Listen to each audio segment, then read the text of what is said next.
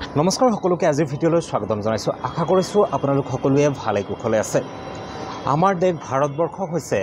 এক ধৰ্ম নিৰপেক্ষ গণতান্ত্ৰিক ৰাষ্ট্ৰ আৰু ভাৰতবৰ্ষৰ গণতন্ত্ৰক সমগ্ৰ বিশ্বৰ ভিতৰতে সৰ্ববৃহৎ গণতন্ত্ৰ বুলি কোৱা হয়।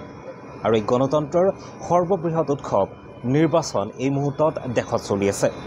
ইতিপূৰ্বে তিনিটাকৈ পৰ্যায়ৰ লোকসভা নিৰ্বাচন সমগ্ৰ দেশত অনুষ্ঠিত হৈছে আৰু অসমৰ যি 14টাকৈ লোকসভা সমষ্টিৰ কাৰণে নিৰ্বাচন সেই নিৰ্বাচন ইতিমধ্যে সমাপ্ত হৈছে। আৰু এতিয়া নিৰ্বাচন মানে যেন হৈছে বিভিন্নজন ৰাজনৈতিক নেতাৰ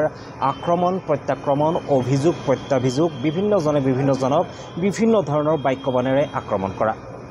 আৰু তাৰ অংশ হিচাপে ইতিমধ্যে অসমৰ যে তিনিটা পৰ্যায়ৰ লোকসভা নিৰ্বাচনৰ ভোটগ্ৰহণ অনুষ্ঠিত হৈ গ'ল আৰু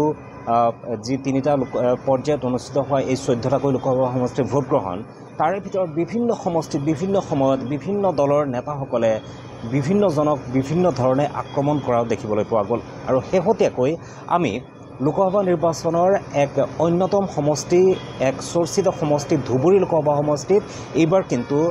নেতাক আক্ৰমণ প্ৰত্যাক্ৰমণৰ যি এক প্ৰতিযোগিতা বুলি ক'লে ভুল কোৱা নহ'ব, সেয়া কিন্তু যথেষ্ট দেখিবলৈ পোৱা গ'ল। ধুবুৰী লোকসভা সমষ্টিত এইবাৰ যথেষ্ট চৰ্চাৰ কাৰণ আছিলে, কাৰণ ধুবুৰী লোকসভা সমষ্টিত তিনিবাৰৰ সাংসদ AIUDFৰ প্ৰধান মুৰব্বী মৌলানা বদৰুদ্দিন আজমল আৰু প্ৰয়াত তৰুণ গগৈ নেতৃত্বাধীন চৰকাৰৰ তিনিবাৰৰ কেবিনেট মন্ত্ৰী কংগ্ৰেছ দলৰ এগৰাকী অন্যতম শক্তিশালী নেতা ৰকিবুল হুছেইন।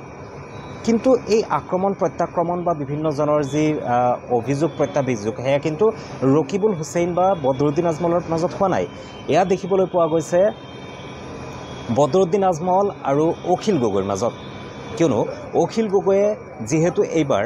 অসমৰ এক বিৰোধী ঐক্যৰ এক অন্যতম দল হ'ল ৰাইজৰ দল আৰু ৰাইজৰ দলৰ সভাপতি হিচাপে অখিল গগৈয়ে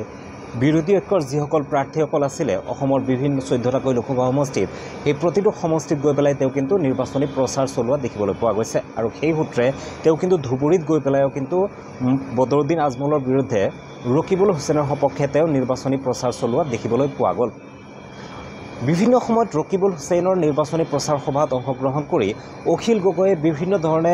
মৌলানা বদৰুদ্দিন আজমলক আক্ৰমণ কৰা দেখিবলৈ পোৱা গ'ল। তাৰ বিপৰীতে বদৰুদ্দিন আজমলেও অখিল গগৈক গুণ্ডা বা আন বিভিন্ন ধৰণৰ তেওঁ মুছলমান ধৰ্ম গ্ৰহণ কৰিছে তেওঁ জাতিৰ গাদ্দাৰ এনেকুৱা বিভিন্ন ধৰণৰ কথা কৈ কিন্তু আক্ৰমণ কৰা দেখিবলৈ পোৱা গ'ল। আৰু এইবাৰ অখিল গগৈ নিৰ্বাচন পাৰ হৈ যোৱাৰ পিছত তেওঁ এটা নিউজ চেনেলৰ ব্যক্তিগত ছেটেলাইট নিউজ চেনেলৰ এক সাক্ষাৎকাৰত তেওঁ কিন্তু এটা কথা উল্লেখ কৰিছে যে এই নিৰ্বাচনৰ পৰা আগত দিনত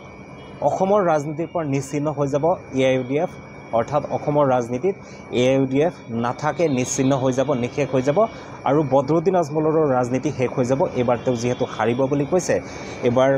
ৰকিবুল হুছেইন জিকিব বুলি তেওঁলোকে দাবী কৰিছে আৰু অখিল গগৈয়ে দাবী কৰা মতে বদৰুদ্দিন আজমল এইবাৰ হাৰিব আৰু তাৰ লগে লগে AIUDF দলকো এইবাৰ অসমৰ ৰাইজে অসমৰ পৰা চিৰবিদায় দিব বুলি তেওঁ দাবী কৰিছে। অখিল গগৈয়ে কি কৈছিলে, অখিল গগৈয়ে যি মন্তব্য কৰিছিলে সেই মন্তব্য এই মুহূৰ্তত আপোনালোকক শুনাই ল'ব বিচাৰিছোঁ। আৰু অখিল গগৈয়ে দাবী কৰা অনুসৰি আচলতে অসমৰ ৰাজনৈতিক প্ৰেক্ষাপটৰ পৰা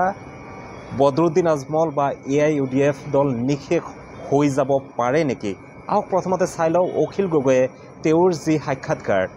প্ৰাগ নিউজৰ এক সাক্ষাৎকাৰত প্ৰাগ নিউজৰ মুখ্য সম্পাদক প্ৰশান্ত ৰাজগুৰুৰ সৈতে হোৱা সাক্ষাৎকাৰত তেওঁ কথাটো উল্লেখ কৰিছিলে। গতিকে প্ৰথমতে আমি চাই লওঁ অখিল গগৈয়ে কি কৈছিলে।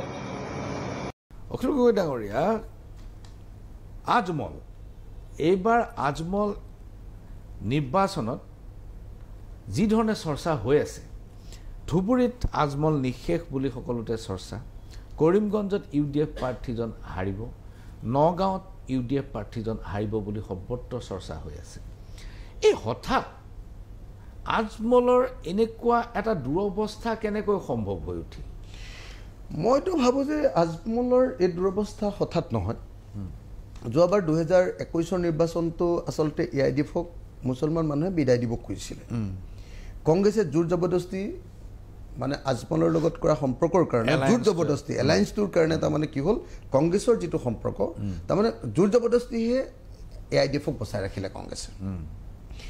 আৰু কংগ্ৰেছৰ অক্সিজেনত বাচি গ'ল কংগ্ৰেছৰ অক্সিজেনত 2021ত বাচি গ'ল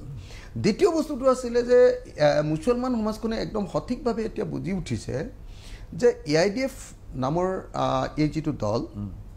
আৰু বদৰুদ্দিন আজমল নামৰ এই যিজন মানুহ এই বস্তু দুইটাই হ'ল তেওঁলোকৰ কাৰণে বাৰ্ডেন তেওঁলোকে মূলসুঁতি অসমীয়াৰ লগত একলগ হোৱাৰ ঐক্যবদ্ধভাৱে জীয়াই থকাৰ প্ৰধান বাধাই হ'ল এই আজমল নামৰ নিগেটিভ ফ'ৰ্চ মানুহজন এই নিগেটিভ ফ'ৰ্চটো তেওঁলোকে ভাবিছে যে এওঁক বিদায় দিব পাৰিলেহে হিমন্ত বিশ্ব শৰ্মাক বিদায় দিয়াটো সম্ভৱ হ'ব যদি AIDF নামৰ কেৰেক্টাৰটো থাকে হিমন্ত বিশ্ব শৰ্মা সদায় শক্তিশালী হৈ থাকিব নিগেটিভ ফ'ৰ্চ দুটা কমিউনেল ফ'ৰ্চ এটা হিন্দু কমিউনেল ফ'ৰ্চ আনটো মুছলমান কমিউনেল ফ'ৰ্চ এই দুটা ইটো সিটোৰ পৰিপূৰক গতিকে খুব সঠিকভাৱে মুছলমান সমাজে এইবাৰ উপলব্ধি কৰিছে আৰু মুছলমান সমাজে সঠিকভাৱে সিদ্ধান্ত গ্ৰহণ কৰিছে যে এই তিনিওটা ঠাইতে আমি আজমলক এইবাৰ বিদায় দিম অখিল গগৈয়ে দাবী কৰিছে যে অসমৰ মুছলমানসকলে AIODF দলক সম্পূৰ্ণৰূপে প্ৰত্যাখ্যান কৰিছে গতিকে তেওঁ আচলতে 2021 চনতেই নিশেষ হৈ যাব লগা আছিলে কিন্তু কংগ্ৰেছ দলৰ কাৰণে তেওঁ জীয়াই আছিলে কিন্তু এইবাৰ যিহেতু কংগ্ৰেছ দলে পূৰ্বতেই তেওঁক প্ৰত্যাখ্যান কৰিছে গতিকে অখিল গগৈৰ দাবী অনুসৰি এতিয়া অসমৰ ৰাজনীতিৰ পৰা এইবাৰ 2024 লোকসভা নিৰ্বাচনৰ পৰা আৰম্ভ কৰি 2026 বিধানসভা নিৰ্বাচনৰ ভিতৰতেই